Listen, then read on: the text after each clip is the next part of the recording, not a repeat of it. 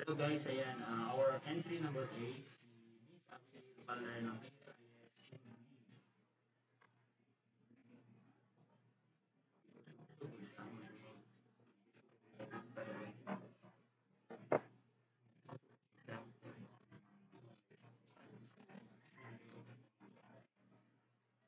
Ang kakabay ang kababayen-an maoy hinungdan sa atong kauswagan. Dili kini kalimtan, mobalik kita sa karaang panahon aron makita na nato ang ilang kontribusyon. Atong hinumduman si Eva gihimo para sa tanan.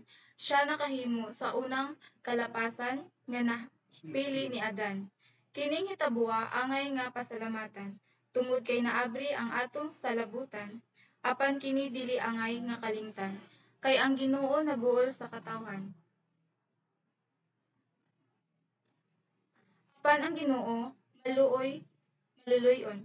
Babayi usab ang gihimong solusyon.